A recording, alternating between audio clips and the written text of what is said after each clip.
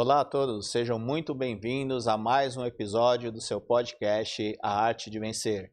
Um podcast feito especialmente para você, trazendo as melhores histórias, as melhores técnicas para o seu crescimento profissional e pessoal. Eu quero agradecer também ao Espaço da Audição, patrocinador deste podcast.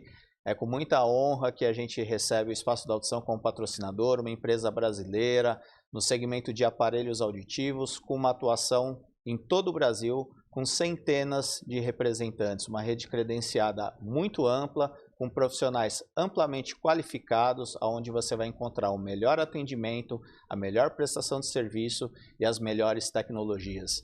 Então, se você precisa de um aparelho auditivo ou desconfia que tem um problema auditivo, entra no site www.espaçodaaudição.com.br e verifique o local mais próximo, agende um horário com um dos nossos representantes e cuide da sua audição agora, nunca deixe para depois. E hoje eu tenho um convidado super especial, uma pessoa com quem eu posso chamar de amigo, afinal de contas é uma amizade de mais de 23 anos, então de longa data. Eu estou aqui com o João Luiz Gabasi. O João, ele é palestrante, ele é professor, ele é escritor, jornalista, enfim, ele faz um pouco de tudo, né? E também ele atuou no mundo corporativo como diretor comercial, gerente comercial. Atualmente ele gerencia uma grande empresa também a nível nacional e tem muita história bacana para contar para a gente. Seja muito bem-vindo, João. Obrigado, José Cláudio. Obrigado, queridos ouvintes aí e telespectadores, né? Bom, o João, como eu falei, é um grande amigo, uma pessoa extremamente agradável, extremamente engraçado também, né, com o qual eu tive muita oportunidade de conviver e tem muita história bacana. Mas eu queria que você contasse um pouquinho, João, para quem está nos assistindo, um pouco da sua trajetória. Como eu falei, você já fez muitas coisas, né? Nós nos conhecemos ali no comecinho do século, quando estudamos ali uma pós-graduação em marketing, né? Na época eu trabalhava na InfoShop, que era uma distribuidora de material de escritório e informática, e eu era gerente de marketing ali. Eu já era formado em jornalismo nesta época, razão pela qual fui fazer a pós-graduação em marketing. E desde então a gente começou a comandar equipes de representantes comerciais. Dali eu saí para outras empresas, para outras indústrias e sempre naveguei por esses caminhos. Como jornalista eu fiz alguns trabalhos em rádio, fiz trabalho também em revistas especializadas, sobretudo na Office Magazine e depois na Next Buy, que é uma empresa, uma revista do Instituto Brasileiro de Compras Corporativas, o IBCorp. Depois a gente acabou voltando lá para a mesma Unisa, a Universidade de Santo Amaro, onde lecionei nos MBAs de Gestão de Pessoas. O nosso livro mais conhecido é o Liderando com Entusiasmo, que é o livro base dos nossos trabalhos acadêmicos, que é o livro básico também do nosso trabalho como professor. Até que surgiu a nossa empresa, que é a empresa de treinamentos e palestras. Nosso site é o gabasi.com.br. E ali a gente faz treinamentos e palestras nas empresas, treinando líderes, capacitando a equipe de vendas. Uma coisa que eu acho muito legal é essa sua trajetória, porque como você falou, você se formou em jornalismo, depois eu queria entender por que o marketing e por que depois gestão de pessoas. Nós nos formamos em jornalismo ali na Casper Libero e na época eu trabalhava como vendedor de consórcio, depois eu fui promovido para supervisor. E como vendedor e depois supervisor de vendas de consórcio, ganhava muito mais do que como jornalista. Então eu não consegui sair da área de vendas. Pelo contrário, eu resolvi fazer uma especialização. A gente foi galgando alguns cargos maiores como executivo de vendas nas empresas, razão pela qual eu busquei uma especialização em marketing. Deus nos abriu uma porta no Rio de Janeiro como diretor de uma indústria de papéis fotográficos, a System. E lá chegando nós fizemos mais uma pós-graduação em estratégia comercial, foi bem legal também. E depois, a convite da Universidade Veiga de Almeida, acabei lecionando lá no MBA de administração de marketing também. Eu sempre naveguei por esses dois caminhos aí, unindo a oportunidade de lecionar nas faculdades com a gestão das empresas que eu trabalho. Eu fiz questão de te trazer aqui no meu podcast, porque talvez eu nunca te falei isso pessoalmente, mas você foi uma pessoa muito importante na minha trajetória profissional, porque eu estava justamente num momento de transição. Eu, quando fazia faculdade, eu já contei essa história aqui no primeiro episódio, eu era uma pessoa extremamente tímida, não sei se você lembra, mas quando eu entrei na pós-graduação, eu era uma pessoa extremamente tímida, tinha muita vergonha de falar, e eu falo, olha onde eu estou agora, né?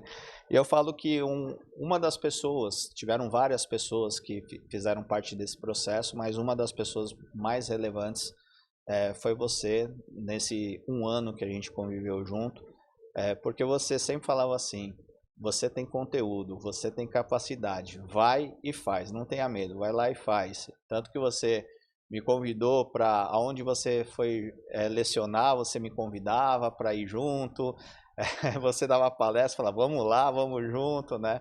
Mas eu quero também te agradecer porque você realmente me ajudou e eu tenho certeza que dentro da sua trajetória você ajudou centenas ou milhares de pessoas também a dar um passo muito importante nas suas carreiras e até nas suas vidas. Porque eu falo que o crescimento que a gente traz profissional, a gente tem que ter o crescimento primeiro como pessoa, né? Então, aqui, perante toda a nossa audiência, eu quero te agradecer por ter feito parte também da minha história. E eu me recordo até hoje, quando você lançou o livro Histórias Recontadas, que é um livro que você lançou em que ano? Histórias Recontadas foi 2011. 2011, ou seja, a gente já se conhecia há 10 anos 10 aí, anos. né? E você fez um agradecimento especial também à minha pessoa, que eu recordo até hoje sobre isso, né? Bacana. Foi, você sempre foi um incentivador. Esse teu jeito, naquela época mais introspectivo, e nós formamos grupos ali na pós-graduação, né? Formamos grupos, e você veio, se aproximou de mim e nós formamos um grupo. Você com o seu jeito mais fechado e eu com o meu jeito muito brincalhão. Eu exagerava até nas minhas brincadeiras, mas era o meu jeito, né? E eu percebi que você foi se desenvolvendo, porque ao longo daquela pós-graduação, você foi apresentando muitos trabalhos, né? E você não só apresentava, como você estudava e se preparava e se capacitava. E quando você ia à frente falar a respeito daquilo que nós tínhamos preparado, você falava com propriedade. E essa segurança é a segurança de quem sabe o que está falando. Que tem pessoas que realmente... Qual é a dificuldade de falar em público? É a insegurança de ser analisado, de ser observado, de ser visto, de ser julgado, né? E você foi vencendo essas barreiras e está aí, olha, se tornou esse grande profissional. É isso aí. Agora vamos ajudar outras pessoas que também precisam dar esse primeiro passo, né? Me conta um pouquinho, ao longo de tantos anos, à frente da área comercial, de marketing e também fazendo treinamentos, o que você enxergou de mudanças na forma de se trabalhar em função da evolução natural das coisas, a chegada da tecnologia, a própria pandemia, o pós-pandemia, que mudou muito o hábito de consumo das pessoas? O que você viu que mudou ao longo desse período?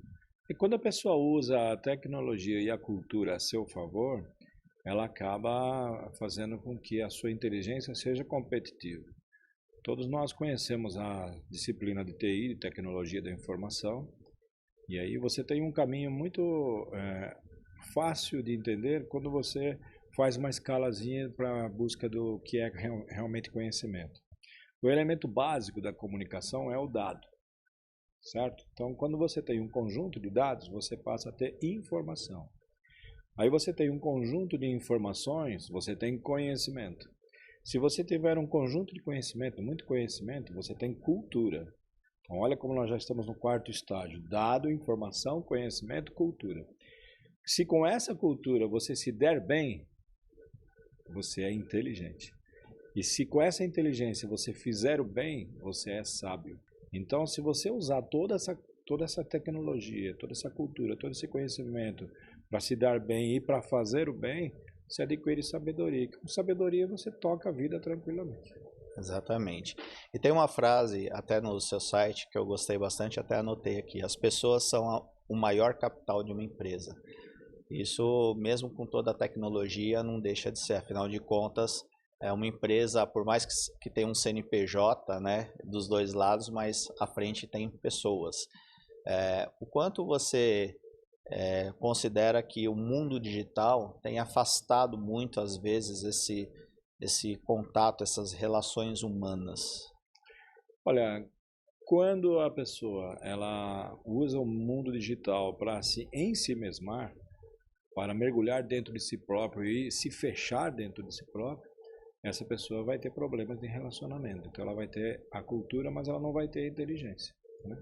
Até o fenômeno das redes sociais. As redes sociais, elas têm o poder de aproximar pessoas distantes e tem também o poder de distanciar pessoas próximas.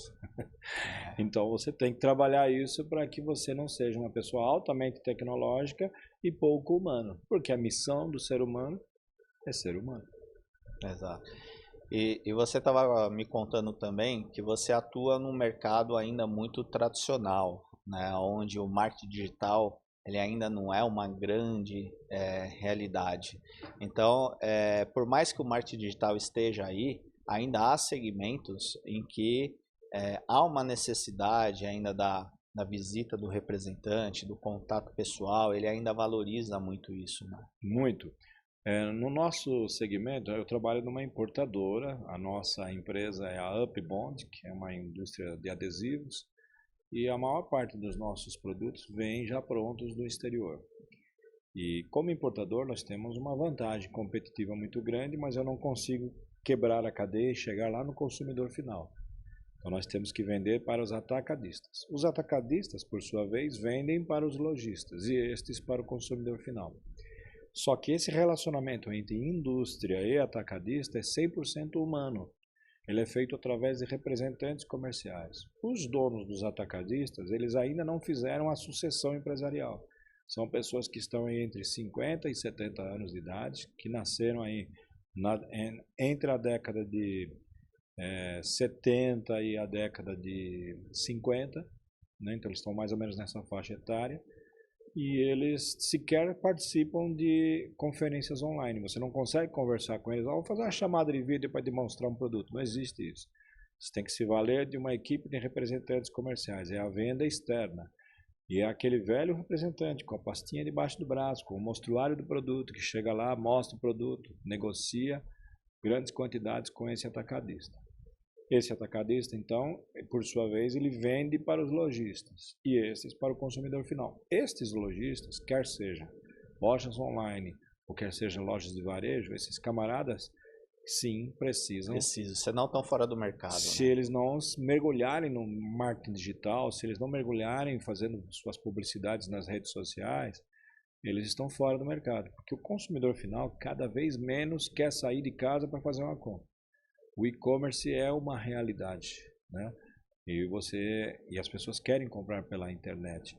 No máximo que as pessoas fazem é comprar por um telefone. Ninguém pega um carro e hoje quer ir numa loja para enfrentar um trânsito pesado, para ter um problema de ser assaltado, para pagar caro num estacionamento, e perde tempo, e tempo é dinheiro. Então, esta terceira camada, você tem o importador ou o fabricante, depois você tem o atacadista ou o distribuidor, aí você chega no lojista. Pode ser uma loja de e-commerce, né? Ou pode ser uma loja, você pega uma das maiores redes de varejo do Brasil, o Magazine Luiza. Hoje é muito comum o camarada entrar, ele pode até ir numa loja e não faz negócio.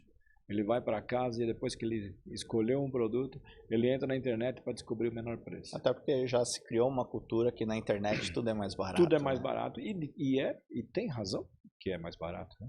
Que você não tem a comissão, você não tem a loja física, você não tem os gastos de toda uma estrutura de uma loja. Então, você consegue realmente ter vantagens competitivas vendendo pela internet. E como você conduz nos seus treinamentos a equipe de vendas em relação ao preço? Que eu acho que é um dos fatores mais determinantes dentro dessa nova cultura digital, habituou a gente a sempre pesquisar mais preços. Que aquele choro, né, que a gente tem sempre por desconto, o brasileiro ele sempre teve. Mas isso foi muito enraizado com a cultura digital, onde você tem a facilidade de comparar preços muito facilmente entre uma loja e outra, tal, o que dificulta muito o trabalho de vendas, porque muitas vezes o cliente ele vem atrás do preço. O quanto hoje você enxerga a complexidade de agregar valor, quais são as dicas que você passa para as equipes que você treina de como se diferenciar no mercado e não entrar nessa guerra de preço. Eu costumo dizer que quem entra em guerra de preço normalmente sai derrotado. E não à toa a gente vê também essas grandes varejistas americanas e tantos outros cases aí tendo problemas financeiros graves, porque entram numa disputa de preço. E isso é uma coisa que tem feito as empresas refletirem muito, né? Até que ponto nós podemos chegar em ceder só preço? Como nós podemos mostrar esse valor para o cliente, principalmente se esse fator humano, que é o facilitador para agregar valor, ele está ficando cada vez mais ausente. Excelente pergunta. Você deve se lembrar que uma das disciplinas do nosso curso era a GEP, Gerenciamento Estratégico do Preço. E aí a gente fala que um produto, para ele ser vendável, ele tem que ser o melhor produto, tem que ter o melhor trabalho de promoção, o melhor trabalho de ponto de venda e tem que ter melhor preço. Aí o pessoal concorda. Aí eu falo, então vamos analisar uma marca líder. Aí pode escolher qualquer uma, sabão em pó. É o Omo. Omo tem o melhor produto? Sim. Tem o melhor trabalho de propaganda? Todo mundo lembra das propagandas do Omo, do garotinho com a roupa suja que está limpo ali, uma propaganda massiva. Trabalho de ponto de venda, excelente. Você nunca foi num supermercado na vida que não tenha Omo na prateleira. E tem também o melhor preço. Aí a pessoa fala, não, Omo não tem o melhor preço. Eu falei, aí é que se engana. Eu não perguntei se tem menor preço. Eu perguntei se ele tem o melhor preço. Porque o que é melhor preço? O melhor preço é tanto para a Unilever, que tem a detentora da marca Omo, como para a dona de casa que compra o Omo.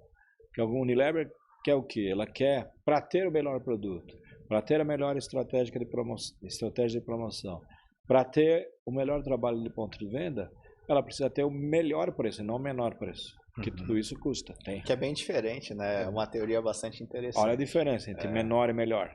A grande palavra do marketing é a satisfação. E nós sabemos uma coisa.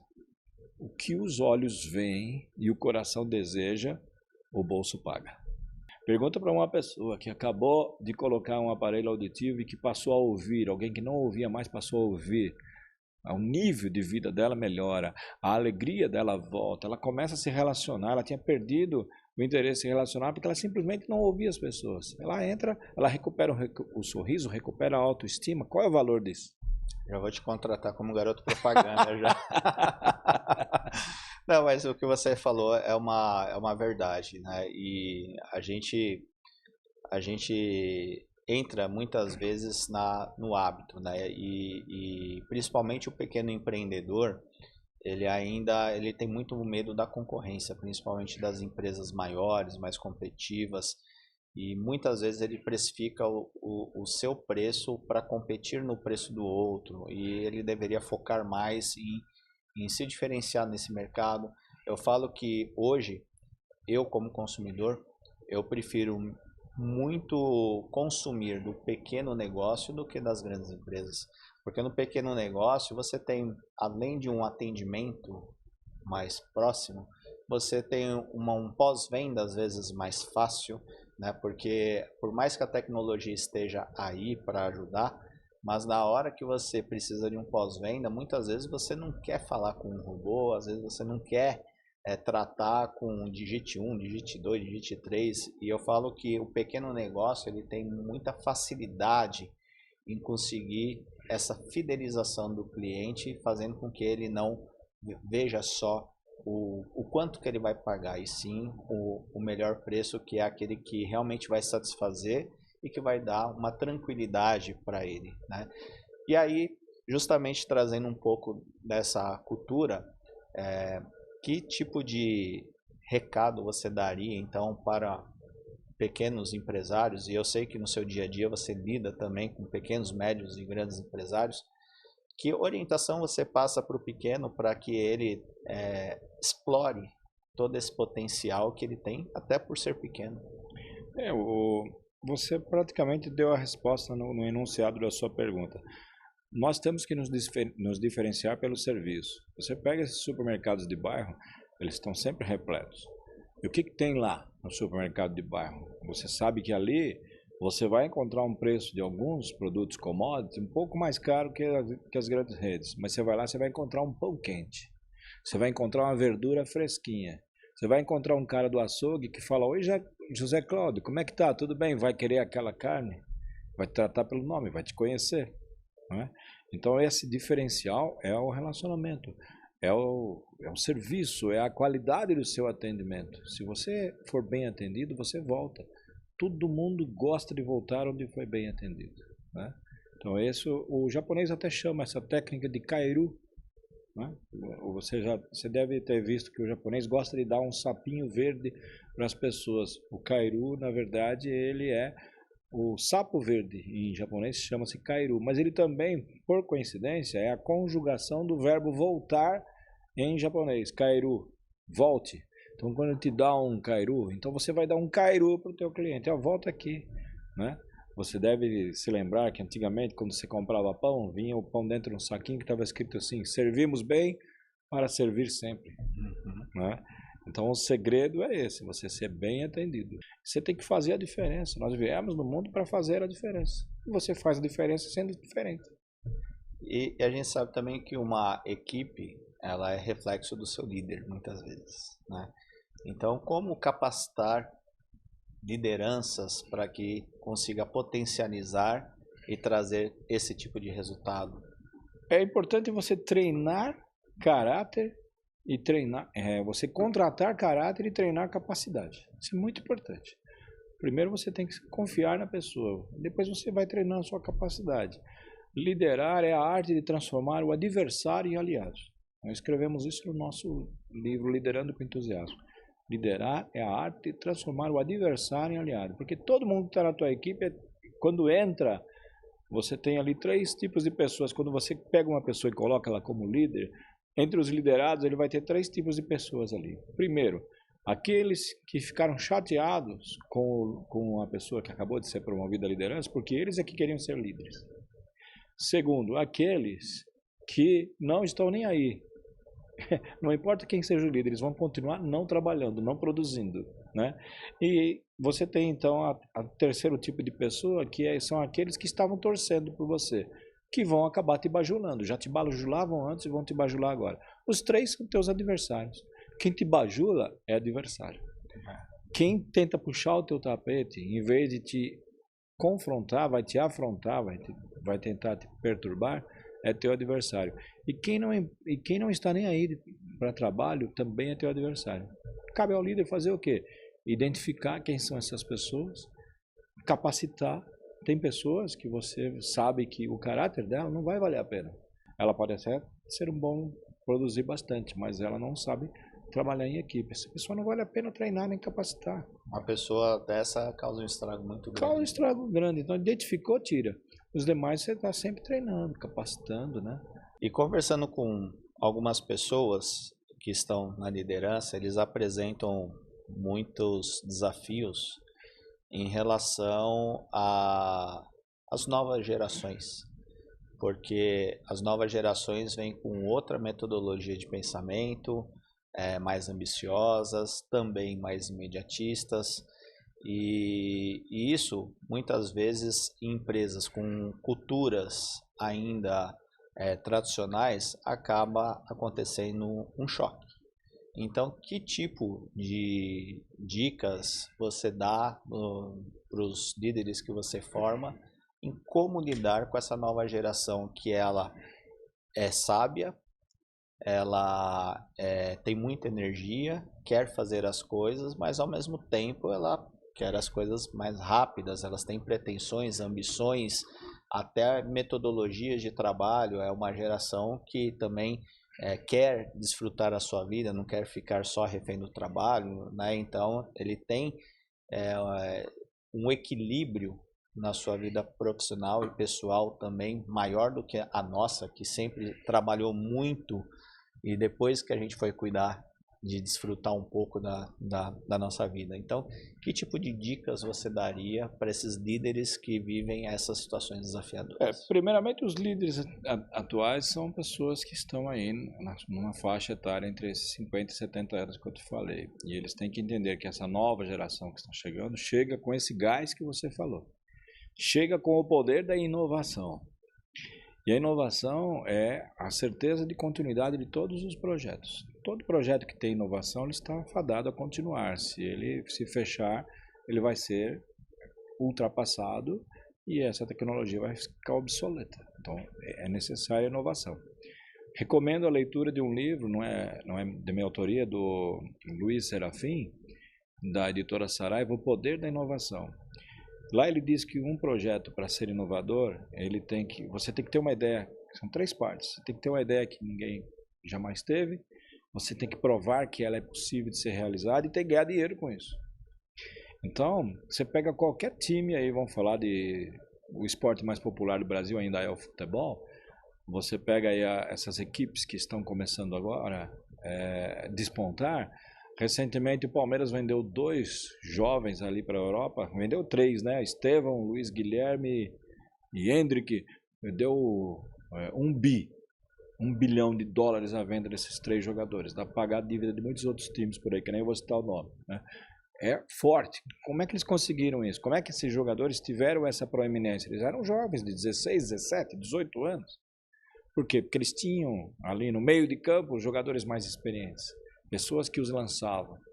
Então você tem que fazer isso, você tem que mesclar na tua equipe esses sêniores, essas pessoas que têm experiência, que têm uma carreira comprovada, que têm a capacidade de liderar, de conduzir, para dar força para esses atacantes, para essas pessoas que estão chegando agora.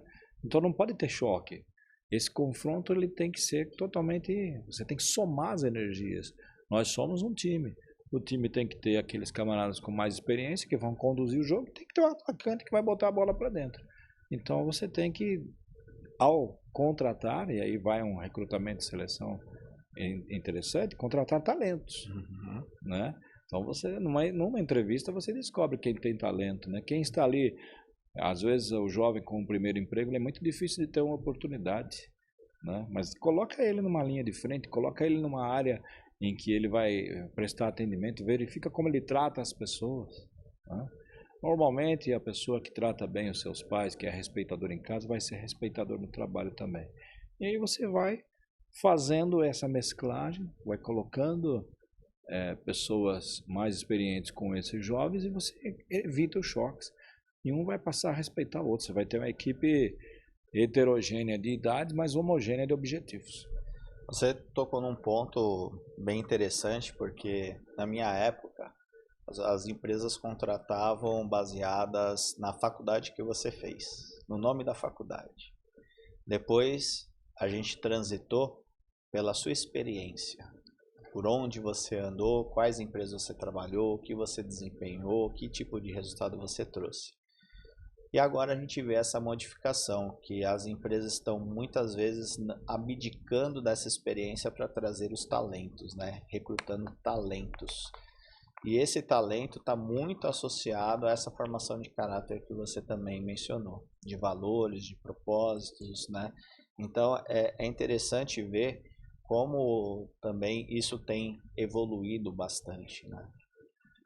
E você tem que, já que você notou que isso realmente está acontecendo, que as empresas estão valorizando os talentos, você tem que encontrar uma forma de remunerá-los para que eles tenham esse talento reconhecido, senão eles vão ficar muito pouco tempo com você. Jovem não tem paciência. Que é uma dificuldade, é a retenção. Retenção desses valores, né? Então você tem que fazer um projeto de endomarketing, um plano de carreira, para que ele entenda que ele vai ser uma pessoa que vai ganhar de acordo com o seu resultado. E pagá-lo uma parte fixa, obviamente, mas uma outra na gestão de resultados. E o resultado é muito importante. Sem dúvida. Me conta um pouquinho, você escreveu 7 livros durante essa trajetória. O que te levou a escrever esses livros? Olha, o primeiro livro nós lançamos em 2005, que foi o livro Falando de Negócios. Logo depois da pós-graduação, nós já lançamos o primeiro livro. Quem me incentivou foi a professora Dora, né? Ela e eu tínhamos um excelente relacionamento, né? E ela me incentivou muito a falar sobre fidelização de clientes. E quando terminamos aquela monografia, que está lá à disposição de todos na Unisa, graças a Deus levou ali a nota máxima, A+, e ela me incentivou, lança um livro. E nós então transformamos aquele livro, aquela monografia que era de fidelização de clientes, em um livro chamado Falando de Negócios. Lançamos em 2005, fizemos um acerto aqui, outro lá, e o livro foi para frente. Daí a gente começou a fazer palestras, e sempre treinando líderes, quando nasceu o livro Liderando com Entusiasmo. Mas o tema fidelização de clientes, ele foi ficando muito na pauta. Como você disse aí, um dos aspectos do nosso livro era o Contact Center, a ideia de Contact Center. Estávamos percebendo que a maioria das empresas estavam transformando seu atendimento em algo muito impessoal. E isso é até hoje. Você quer entrar em contato com uma empresa, até você chegar no atendimento pessoal, você tem que ter muita habilidade e teclar os caminhos certos, senão você não chega. Então nós criamos um livro, que foi o nosso terceiro livro, chamado As Chamas Frias da Fidelização. Como é difícil fidelizar um cliente, né? E essa chama, às vezes você faz tanta coisa e ele, por qualquer coisa, depois ele te troca. Não existe muita gratidão, né? E aí o professor Francisco Madia, da Escola Superior de Propaganda e Marketing, ele escreveu um livro muito interessante, chamado Os 23 Axiomas do Marketing. Então ele tinha um axioma, que era o primeiro: o cliente sempre tem razão. Segundo axioma: quando o cliente não tiver razão, prevalece o primeiro axioma. Então você encontrar sempre uma forma de prestigiar. E comecei a contar essas historinhas, como eu estou contando aqui, uma piada aqui, uma historinha lá, uma coisa a colar. Foi quando lançamos o livro Histórias Recontadas, onde eu homenageei alguns amigos, dentre os quais você. E esse livro de histórias, ele foi adiante por aí. Então já tínhamos um quarteto de livros, né? Falando de negócio, Liderando com Entusiasmo, As Chamas da Fidelização e As Histórias Recontadas. Foi quando eu descobri que o ser humano, ele se transforma em algo melhor depois que passa por uma dificuldade. Eu fui muito incentivado pelo livro e pela obra de Rubem Alves. Rubem Alves tem um livro maravilhoso chamado Ostra Feliz Não Faz Pérola. A ostra, ele é aquele animalzinho que tem uma concha que se abre e fecha, e ele se alimenta de plâncton, e conforme ele vai se alimentando, vez por outra, entra um grão de areia. E se a ostra não consegue expelir logo esse grão de areia, esse grãozinho de areia se incrusta dentro de uma das camadas internas ali daquela ostra, da concha, e forma um ferimento. Mas a maneira que ela tem de resolver esse ferimento, a ostra é o único animal que produz um elemento da natureza chamado nácar. E o nácar é algo que ela produz e ela vai lá e reveste aquele grão de areia. Não conseguiu expelir, ela reveste, formando uma pérola. Mas ela teve que ter um ferimento. Então a ostra cria uma pérola através de um sofrimento. Então o ser humano, ele tem essa capacidade de se tornar uma pessoa melhor depois de passar por um processo de dificuldade. O nome disso é resiliência. Então nós escrevemos o quinto livro, a Resiliência. E aí nós fomos percebendo que algumas pessoas estavam feridas na alma por causa de uma bobagem chamada mágoa. Aí eu vou perguntar para você, vai dar um corte legal isso aqui. Alguém alguma vez te magoou? Né? Você provavelmente vai dizer, sim, eu já fui magoado. E na verdade, nunca você foi magoado. Ninguém tem o poder de te magoar. As pessoas podem te humilhar, te ferir, te trair, puxar o teu tapete, te desonrar. Podem fazer o que quiserem de ruim para você. Agora, se você pegar isso de ruim que fizeram para você e você colocar no seu coração, quem é que se magoou?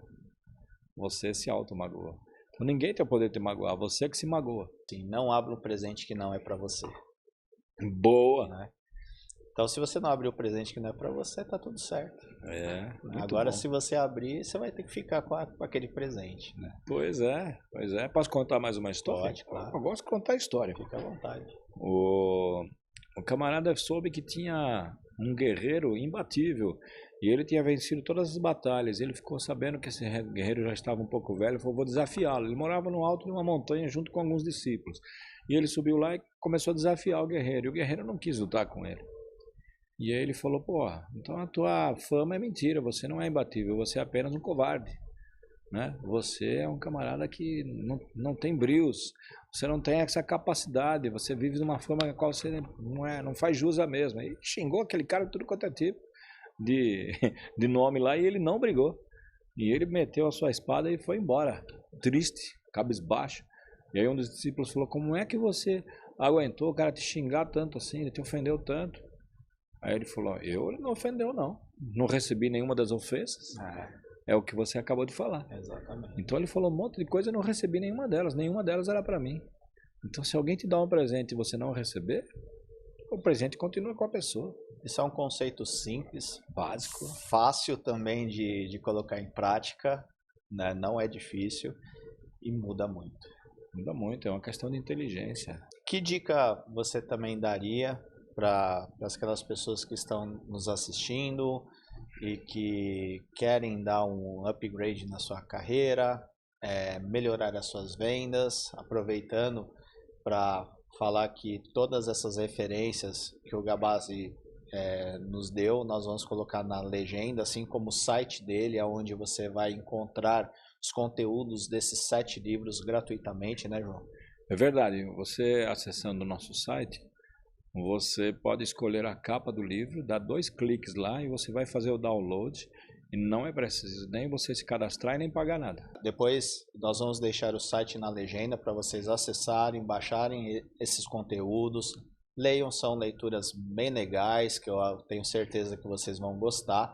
E aproveita também, curte o nosso canal, comenta, compartilha esse conteúdo para as pessoas que vocês acham que pode se interessar por esse tema. E não deixa de se inscrever também no nosso canal. Então, que tipo de conselho você daria para essas pessoas que se sentem estagnadas e que querem mudar alguma coisa no sentido de melhorar seus resultados, seus ganhos, enfim? O nível de concorrência hoje é muito grande em todas as áreas. Você sempre terá muitos concorrentes. Você vai ter concorrentes ao primeiro emprego, você vai ter concorrentes do seu melhor produto, do seu melhor trabalho. Mas você não pode deixar de concorrer com você mesmo.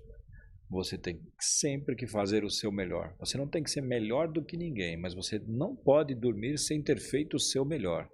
E não existe nada tão bom que não possa ser melhorado. E acima de tudo, tenha um objetivo de ser bom para aquelas pessoas que estão ao teu lado. Eu vou te dar uma definição de status que está no nosso livro Liderando com Entusiasmo. Status é ostentação, né? Então status é comprar algo que você não precisa, com dinheiro que você não tem, para agradar uma pessoa que não gosta de você, para mostrar ser uma pessoa que você não é. Vale a pena? Não. Não vale a pena, né? Seja humilde, a humildade precede a honra, né? Que a melhor forma de você somar é dividindo, compartilhando, né? Então, e esse podcast também tem esse propósito principal, que é compartilhar. Eu falo que eu sou uma pessoa abençoada porque eu tive um network e pessoas, amigos, pessoas com quem eu tive convivências profissionais e pessoais que nos trazem muita bagagem, né? E é muito importante que todos nós que atingimos um determinado posicionamento, a gente compartilhe isso também com as pessoas. Então, o propósito desse podcast é justamente ajudar as pessoas para trazer pontos de vista diferentes, trazer insights, trazer histórias que contribuam para o sucesso profissional, porque eu defendo uma tese, que todos nós temos o poder da criação, todos nós temos a arte de vencer dentro de nós, a gente só precisa descobri-la. Um conselho final para quem está nos assistindo? Eu vou deixar uma frase que ela está muito ligada com aquele lance de nós eliminarmos a soberba, né? É muito agradável ser importante, mas é mais importante ser agradável. Quero te agradecer por ter dedicado o seu tempo, sair lá do interior de São Paulo, onde você reside, para estar aqui compartilhando esse conteúdo conosco, com toda a nossa audiência também. Um grande prazer rever o amigo de longa trajetória também. E só desejo muito sucesso para você, que você continue trilhando esse caminho maravilhoso, continue auxiliando pessoas também a prosperarem, levando o seu conhecimento, a sua irreverência, todo o seu conteúdo, e que eu tenho certeza que o que você faz ajuda muitas pessoas. Então continue sempre trilhando esse caminho, que a sociedade vai ser sempre muito grata com você. Eu quero de coração incentivar você a exercitar essa gratidão, a eliminar a soberba e a ser essa pessoa mais humilde.